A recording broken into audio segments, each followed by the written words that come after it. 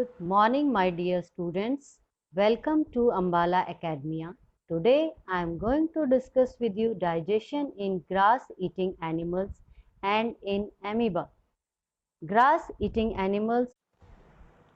Students, all of you have observed cow, buffalo, and other grass-eating animals chewing continuously even when they are not eating. Actually, they quickly swallow the grass and store it in a part of stomach called rumen. Here, the food is get partially digested, and this partially digested food is known as cud.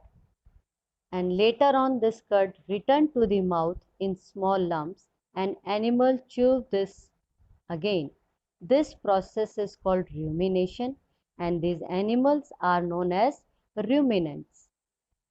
All the herbivores which are eating the grass is mainly rich in cellulose. Cellulose is a type of carbohydrate, and cellulose is not easily digested by many animals including human. We do not digest cellulose. Now reason for that is because in case of ruminant, they have a large sac-like structure called rumen between esophagus and small intestine.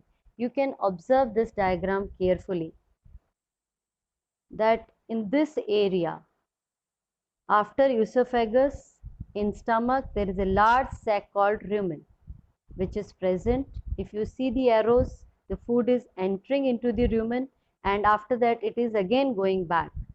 And other part of stomach are also involved in it, but firstly the rumen and reticulum works on cellulose digestion.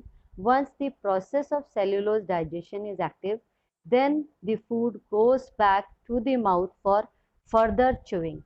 Once the food is properly chewed by the animals, then it goes to other part of the stomach, that is omasum and abomasum, and from abomasum the food passes to small intestine, and within this area the digestion is complete, and after the complete digestion food is absorbed by the animal, and this is how the digestion in ruminant occurs.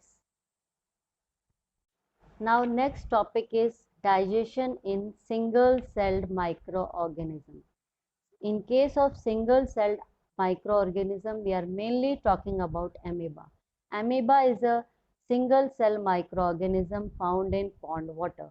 Amoeba has a cell membrane, cytoplasma, and a nucleus.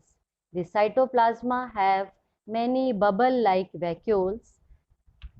These vacuoles are of two types, food vacuoles and contractile vacuoles. Here we are mainly going to discuss about food vacuoles, and the structure of amoeba is of very irregular shape. This irregular shape is because of the finger-like projections that is known as pseudopodia or false feet. These pseudopodia are helping the organism to move and to capture the food. So whenever amoeba comes near the food particle, it pushes out the pseudopodia around the food particle and engulf it.